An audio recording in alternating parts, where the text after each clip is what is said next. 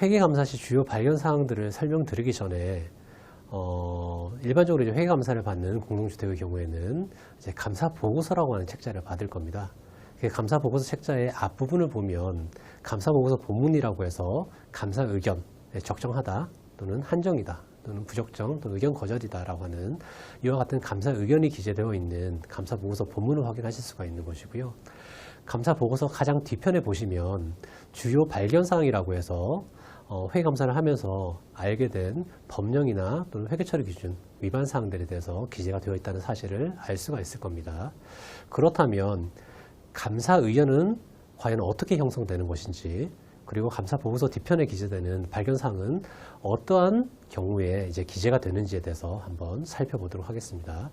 먼저 감사 의견과 관련된 부분인데요. 자, 어떤 사유가 발생하는 경우에 감사보고서상 한정 의견이 나갈까요? 라고 하는 그 질문입니다. 일반적으로는 이제 적정 의견들이 많이 나가는데요. 경우에 따라서는 한정 의견이라고 하는 것은 회계 처리 기준하고 좀 다르게 장부가 작성되었다. 또는 감사인인 이제 회계사가 어떠한 절차를 취해야 됨에도 불구하고 어떤 자료 협조가 좀 부족하다거나 또는 어떤 구체적인 내용을 확인할 수 있는 방법이 없어서 제대로 감사를 하지 못했다라고 하는, 크게 보면 이 두 가지 경우에 한정 의견이 나가는 것인데요. 자, 그렇다면 이 한정 의견은 언제 나가는 것인지에 대해서 한번 살펴보겠습니다. 자, 한정 의견은 크게 5가지의 요건을 모두 다 충족하는 경우에 한정 의견이 나가는 겁니다. 일반적으로는 적정 의견이 나가는데요. 이와 같이 5가지의 요건을 다 충족하는 경우라면 한정 의견을 감사인은 내야 되는 것이고, 감사 보고서에 한정 의견이라고 하는 표현을 써야 되는 것입니다. 하나씩 살펴보면 첫 번째, 재무제표입니다. 감사인이 한정 의견을 표명하는 것은 재무제표를 대상으로 하는 겁니다. 아시다시피 이 재무제표라고 하는 것은 크게 4가지가 있죠. 첫 번째, 재무상태표가 있고요. 두 번째, 운영성과표가 있죠. 그리고 세 번째, 이익잉여금 처분 계산서. 그리고 마지막으로 좀 생소할 수는 있겠지만 주석. 이 4가지가 재무제표입니다. 그래서 감사인이 의견을 표명하는 것은 이 4가지가 회계처리 기준에 따라서 적절하게 작성되어 있는지의 여부를 살펴보는 것이기 때문에요. 이 4가지가 아닌 경우라면 틀려도 한정 의견 대상이 되지 않습니다. 자, 예를 들어 볼게요. 공동주택에서는 여러 가지 회계 장부가 있죠. 그 중에서 관리비 부과 내역서라고 하는 것이 있는데요. 관리비 부과 내역서에 어떤 특정 항목에 대해서 숫자를 잘못 기재를 했어요. 그러면 한정 의견이 나갈까요? 적정 의견이 나갈까요? 재무제표가 아니죠. 관리비 부과 내역서는 재무제표가 아니기 때문에 설사 틀린다 하더라도 감사인의 감사 대상이 아니고, 그로 인해서 한정 의견이 나가는 그런 결과를 얻지는 않습니다. 한정 의견 대상이 아니라는 거죠. 이와 같이 감사인이 보는 것은 재무제표만을 대상으로 하는 겁니다. 자, 그리고 나서 회계처리 기준을 위반해야 되는 겁니다. 자, 회계처리 기준을 위반하는 겁니다. 자, 회계처리 기준에 뭐라고 되어 있냐면, 예를 들어서 관리 비용은 법 시행령 제23조 1항에 따른 관리비, 제2항에 따른 사임료 등 제3항에 따른 장기수선 충당금으로 한다라고 되어 있습니다. 자, 이 말은 법 시행령 23조 제1항, 2항, 3항을 위반하여 관리비를 부과하는 경우에는 회계처리 기준을 위반하게 되는 거죠. 자, 법을 위반하니까 결과적으로 회계처리 기준을 위반하게 되는 결과가 나타나게 되는 겁니다. 따라서 회계처리 기준을 위반한다는 얘기는 회계처리 기준에 적혀 있는 것만 다 지키면 된다라고 하는 그와 같은 의미가 아니라, 회계처리 기준에서 이제 그 위임을 받는 것, 또는 회계처리 기준에서 준용을 하고 있는 것, 이와 같은 내용들도 모두 다 준수를 해야만이 회계처리 기준을 위반하는 것이 아니다, 회계처리 기준을 지키는 것이다 라고 그렇게 이해를 하실 수가 있을 것 같습니다. 세 번째, 왜곡 표시가 있어야 돼요. 자, 왜곡 표시라고 하는 얘기는 쉽게 얘기해서 틀린 게 있어야 된다는 얘기입니다. 숫자가 틀려야 된다는 얘기입니다. 자, 왜곡 표시가 없다면 재무제표가 회계처리 기준을 위반했는데 왜곡 표시가 없어요. 숫자가 안 틀렸어요. 그러면 적정 의견 나갑니다. 자, 숫자가 틀려야만이 한정 의견이 나가는 겁니다. 네 번째, 금액이 중요해야 됩니다. 자, 이 중요하다라고 하는 것은 어떻게 보면 판단이 들어가는 부분이죠. 어떤 사람은 중요하다라고 생각할 수 있는데 어떤 사람은 중요하지 않다라고 판단할 수도 있는 거예요. 예를 한번 들어보겠습니다. 자, 재예금. 예금에 잔액 증명서를 확인해 보니까 1000이 있어야 되는데요. 1000이 아니고 999가 있습니다. 자, 이론만큼 차이가 납니다. 이론만큼. 중요할까요? 중요하지 않을까요? 사람마다 이제 판단이 다를 수는 있겠지만 일반적으로는 중요하지 않다라고 생각할 겁니다. 이론밖에 차이가 나지 않은 거니까요.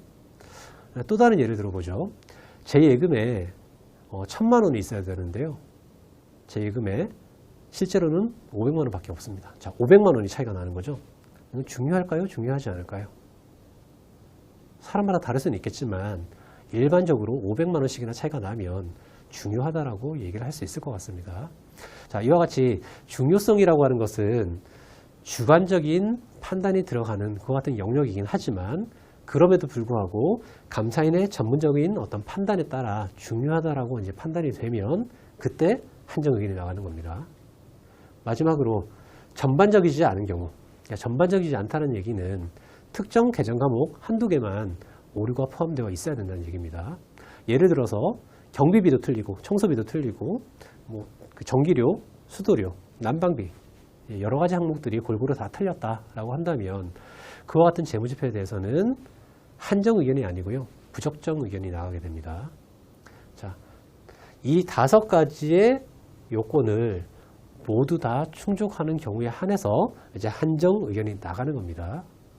다시 한번 강조드리지만 재무제표가 왜곡 표시되어 있어야 되는 것이고요. 회계처리 기준을 위반해야 되는 것이고요. 왜곡 표시가 있어야 되는 것이고요.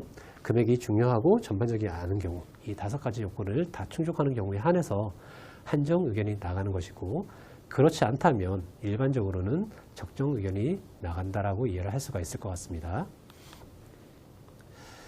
자, 방금 전에 말씀드렸던 것은 감사 의견, 감사 보고서 가장 앞페이지에 있는 앞부분에 있는 감사 의견에 대한 설명이었는데요.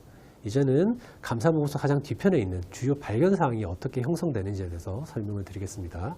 자, 질문 사항입니다. 감사 보고서 뒷부분에 어떤 내용이 기재가 될까요? 크게 3가지 요건을 다 충족을 해야 됩니다. 자, 첫 번째, 공동주택 관리 법령 또는 관리규약에서 정하고 있는 사항이어야 해요. 이 사항에 대해서 회계 관련 규정을 위반해야 됩니다. 그리고 그 내용이 중요하다라고 판단이 되어야 돼요. 자, 중요하다라고 하는 것은 판단의 영역이기 때문에 결과적으로는 공동주택 관리 법령 또는 관리규약에서 정하고 있는 사항 중에서 회계 관련 규정을 위반한 경우, 크게 보면 이 2가지를 위반한 경우에 감사보고서 뒤편에 기재가 된다라고 이해를 하시면 될 것 같습니다. 자, 공동주택 관리 법령 또는 관리규약에서 정하고 있는 사항이라고 하는 뜻이니까요. 예를 들어서 우리 공동주택, 우리 아파트에서는 이렇게 회계 처리를 했는데 옆 아파트 또는 그 옆 아파트 또는 그 옆 아파트 또는 관리규약 준칙에서는 이렇게 처리를 하게끔 요구를 하고 있어요. 감사보고서 기재사항일까요? 아닐까요? 아닙니다. 해당 공동주택의 관리규약에서 정하고 있는 사항이어야만이 기본적인 기재사항, 기재 대상이 되는 겁니다. 옆 아파트에서 어떻게 하고 있든지 또는 준칙에서 어떻게 되어 있다든지 그 내용 자체는 중요한 사항이 아닙니다. 또한 공동주택 관리 법령이라고 하는 내용이 있는데요. 만약에 공동주택 관리 법령이 아니라 다른 법령을 위반했어요. 그러면 어떻게 될까요? 일반적으로는 기재사항이 아닐 수 있는데 만약에 다른 법령을 위반한 사항이 이제 회계처리 기준하고 관련이 있다면 또는 관리규약의 규정과 관련이 있다면 그것은 또 적용 대상이 될 수도 있을 겁니다. 자, 그렇다면 자, 여기에서 만약에 회계처리 기준은 어떨까요? 회계처리 기준의 위반 사항. 이것은 대상이 될까요? 안 될까요? 공동주택 관리 법령에서는 공동주택의 경우 공동주택 회계 처리 기준에 따라 회계 처리해야 된다라고 하는 규정이 있습니다. 회계 처리 기준을 위반하면 공동주택 관리 법령을 위반한 것이기 때문에요. 여기에 회계 처리 기준을 위반한 사항 그 대상이 포함되어 있지는 않지만 회계 처리 기준을 위반하면 기본적으로 공동주택 관리 법령을 위반하는 것이기 때문에 기재 대상이다라고 이해를 하실 수가 있을 것 같습니다. 자, 그리고 나서 회계 관련 규정을 위반해야 돼요. 자, 여기에 다시 판단의 문제가 들어갑니다. 회계 관련 규정이라고 했는데 그럼 도대체 뭐가 회계 관련 규정입니까? 라고 하는 질문이 나올 수 있는 거죠. 회계에 관련된 규정이다라고 하는 이에 대한 정의가 따로 있지는 않습니다. 따라서 어떻게 보면 판단의 영역이 마찬가지로 들어가야 되는 부분인 거죠. 하지만 일반적으로 회계와 관련된 부분인지 회계와 관련되지 않은 부분인지라고 하는 부분에 대해서는 쉽게 구분이 가능할 것 같습니다. 자, 예를 들어서 관리비 부과 관련된 부분, 회계 관련된 부분이죠. 따라서 회계 관련 규정을 위반하면 기재가 되는 겁니다. 예를 들어서 사업자 선정 지침을 위반했어요. 사업자 선정 지침은 회계와 관련되어 있다기보다는 법령에서 요구하고 있는 절차와 관련된 부분이죠. 따라서 일반적으로 사업자 선정 지침을 위반했다라고 하는 그 사실 자체는 감사보고서 기재 대상이 아닙니다. 크게 보면 이 두 가지 요건을 충족한 다음에 마지막으로 중요하다고 판단이 되면 그 내용이 결국 감사보고서 뒤편에 기재가 되는 것입니다. 자, 이와 같이 감사보고서 뒤편에 기재되는 사항은 반드시 사실관계에 근거를 하는 겁니다. 무슨 말이냐면 팩트를 기재하는 겁니다. 팩트를. 공동주택에서 어떠한 잘못을 했기 때문에 잘못했다 이렇게 적는 것이지 우리의 판단으로는 이렇게 하는 것이 더 합리적입니다. 또는 이렇게 하세요. 또는 이렇게 하는 것이 권장됩니다. 라와 같이 사실관계가 아닌 주관적인 판단 또는 권장사항은 감사보고서 기재사항이라고 얘기하기가 어렵습니다. 반드시 사실관계에 기초한 내용만 감사보고서에 기재된다. 이렇게 이해를 해주시면 될 것 같습니다.